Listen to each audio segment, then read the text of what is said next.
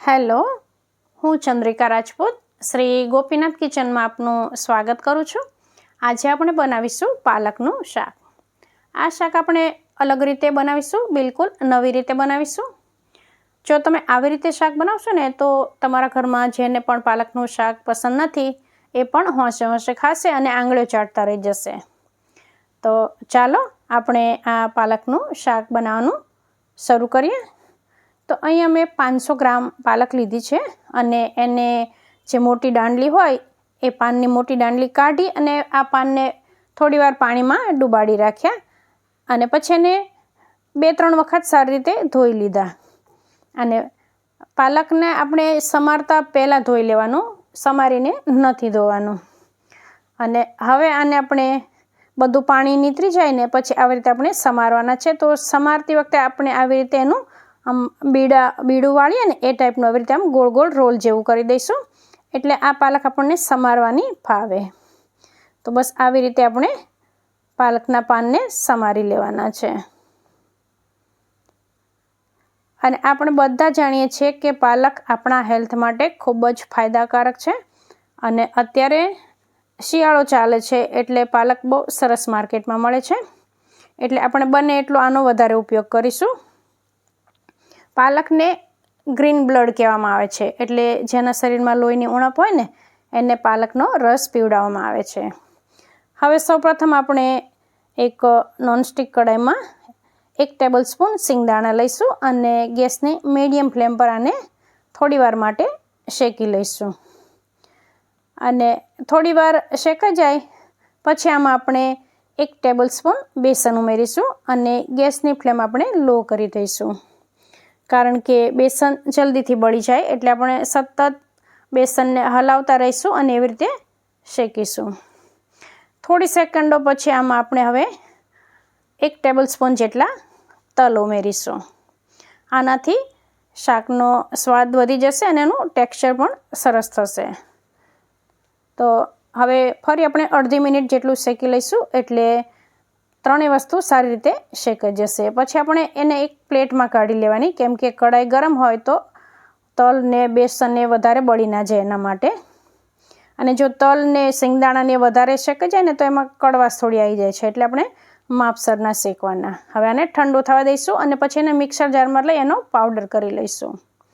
હવે એ જ પેન આપણે સાફ કરી લઈશું અને એમાં 1 ટેબલ સ્પૂન અથવા 1.5 ટેબલ સ્પૂન જેટલું તેલ લઈશું અને 3 મરચાંને આપણે આવી રીતે કટ કરીને લઈશું અને પછી આપણે થોડીવાર માટે મરચાંને સાંતળીશું અને થોડીવાર પછી એ મરચાં સંતળાઈ જાય પછી એમાં આપણે સમારેલી પાલક એડ કરીશું। પણ જો તમારે લસણવાળું શાક ખાવું હોય તો અત્યારે 5-6 કળી જ્યારે મરચાં સાંતળીએ ત્યારે જોડે સાંતળી લેવાની। હવે આપણે સમારેલી બધી પાલક એડ કરી દઈશું। પાલક આપણને અત્યારે જોતાં ઘણી બધી લાગે, પણ હમણાં થોડીવાર પછી આ પાલક બહુ ઓછી થઈ જશે। તો ગેસની મીડિયમ ફ્લેમ પર આને આપણે કૂક થવા દઈશું અને જ્યાં સુધી એનું લગભગ પાણી બધું બળી ના જાય ત્યાં સુધી એને આપણે કૂક થવા દઈશું। અને હવે આ પાલકને આપણે એક પ્લેટમાં ટ્રાન્સફર કરી લઈશું અને આ પ્લેટને આપણે કેસરોલમાં રાખીશું, જેથી કરીને આ પાલક ગરમ રહે એટલા માટે। હવે ફરી ગેસ ઓન કરી એ જ કઢાઈમાં આપણે તેલ લઈશું। તો અહીંયા મેં 4 પાવડી જેટલું તેલ લીધું છે, પણ જો તમને ઓછું તેલ પસંદ હોય તો થોડું ઓછું લેવાનું અને તેલ અને ઘી એવી રીતે બંને લેવું હોય તો એવી રીતે લેવાનું અને તેલને માખણ લેવું હોય તો એવી રીતે લેવાનું। હવે અહીંયા આપણે રાઈથી વઘાર નથી કરવાનો, પણ આખા ધાણાનો ઉપયોગ કરવાનો છે। ધાણાને પહેલાં તેલમાં એડ કરી અને પછી થોડીવાર પછી આપણે જીરું એડ કરીશું અને હવે આ જીરું તતડી જાય પછી આપણે બારીક સમારેલા 2 ટામેટાં એડ કરીશું।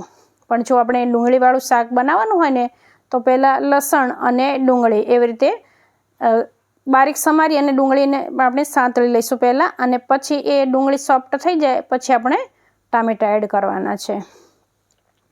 હવે ટામેટાને આપણે જલ્દીથી કૂક થાય એના માટે મીઠું એડ કરી દઈશું, પણ અહીંયા મેં આખા શાકભાજીનું મીઠું એડ કરી દીધું છે, એટલે હવે ફરીવાર એડ નહીં કરવું પડે। અને હવે આપણે ટામેટાને સોફ્ટ થવા દઈશું અને આવી રીતે આપણે ટામેટાં સોફ્ટ થઈ જાય એટલે પછી આપણે જે પાવડર ફોર્મના મસાલા છે એનો આપણે ઉપયોગ કરવાનો છે. તો એમાં આપણે અડધી ચમચી હળદર, 1 ચમચી ધાણા જીરું પાવડર અને 1 ચમચી લાલ મરચું પાવડર ઉમેરીશું. અને આ મસાલાને પણ આપણે થોડીવાર માટે સાંતળી લઈશું. અને હવે આમાં આપણે જે પાવડર કરીને રાખ્યો હતો ને, સિંગદાણા, બેસન અને તલ એ આપણે શેક્યા હતા, એનો પાવડર કરીને રાખ્યો હતો એ એડ કરી દઈશું. અને હવે આને પણ આપણે થોડીવાર માટે શેકીશું. ગેસની ફ્લેમ આપણે અત્યારે મીડિયમ જ રાખીશું. અને હવે બીજા ગેસ પર આપણે પાણી ગરમ થવા માટે રાખી દીધું છે. એટલે હવે આપણે 1 ગ્લાસ જેટલું પાણી, ગરમ પાણી આમાં એડ કરીશું, જેથી કરીને આપણી કુકિંગ પ્રોસેસ એ ચાલુ જ રહે. જો ઠંડુ પાણી એડ કરીશું તો આપણી કુકિંગ પ્રોસેસ સ્લો થઈ જશે. હવે આમાં એક ઉભરો આવે ત્યાં સુધી થવા દઈશું. અને આપણે આમાં બેસન એડ કર્યું છે એટલે થોડી વારમાં જ આ એકદમ ઘટ્ટ થઈ જશે. જો હવે આ ઘટ્ટ થઈ ગયું છે. હવે એમાં આપણે જે પાલક સાંતળીને રાખી છે એને એડ કરી દઈશું. અને આને આપણે કેસરોલમાં રાખ્યું હતું એટલે પાલક ગરમ જ છે. હવે આ બધું આપણે સારી રીતે મિક્સ કરી લઈશું. અને હવે આને આપણે ઢાંકી અને 2 મિનિટ જેટલું ગેસની લો ફ્લેમ પર થવા દેવાનું છે, જેથી કરીને પાલકમાં પણ બધા મસાલાની ફ્લેવર સારી રીતે આવી જાય. તો હવે આને આપણે ઢાંકીને 2 મિનિટ થવા દઈશું. હવે 2 મિનિટ પછી આપણે જોઈશું તો તેલ છૂટું પડી ગયું છે અને આપણું આ શાક તૈયાર થઈ ગયું છે. તો હવે આ બધું સારી રીતે મિક્સ કરી લઈએ. જો તમને હજી આ વધારે થોડું ઢીલું લાગતું હોય તો થોડીવાર વધારે ગેસ પર રહેવા દેવાનું. તો જો સરસ મજાનું એકદમ મજેદાર પાલકનું શાક બિલકુલ નવી રીતે તૈયાર થઈ ગયું છે. તો આવી રીતે તમે બનાવશો ને શાક, તો ઘરમાં પાલક નહીં ખાતા હોય એ પણ ખાતા થઈ જશે. અને તમારા ઘરમાં કિલો પાલક લાવતા તમે થઈ જશો. અને જ્યારે શિયાળો છે ત્યારે આપણે પાલકનો ભરપૂર ફાયદો ઉઠાવી લેવાનો. પાલક આપણા હેલ્થ માટે ખૂબ જ ફાયદાકારક છે. તો એનો આપણે શિયાળામાં બને એટલો વધારે ઉપયોગ કરી લેવાનો. હવે અહીં આપણું શાક થઈ ગયું છે તો ગેસને બંધ કરી દઈશું. પાલક એવી વસ્તુ છે, પાલક કે કોઈ પણ શાકભાજી એ અલગ અલગ રીતે બની શકે. આ પાલકને જો મગ દાળ સાથે બનાવવામાં આવે તો પણ બહુ સ્વાદિષ્ટ શાક બને છે. પાલક પનીર પણ આપણે બનાવતા હોઈએ છીએ. એટલે ઘણી બધી અલગ અલગ રીતે પાલકનું શાક બને છે. પણ તમે એક વખત જરૂરથી આવી રીતે ટ્રાય કરજો, તમને બધાને ભાવશે. જો તમને મારી આ શાક બનાવવાની રીત ગમી હોય તો વિડીયોને લાઈક કરજો, ફ્રેન્ડ્સ અને ફેમિલી સાથે શેર કરજો. ચેનલ પર નવા હોય તો સબસ્ક્રાઈબ કરવાનું ભૂલતા નહીં. ફરી મળીશું આપણે એક નવી રેસીપી સાથે. ત્યાં સુધી આવજો.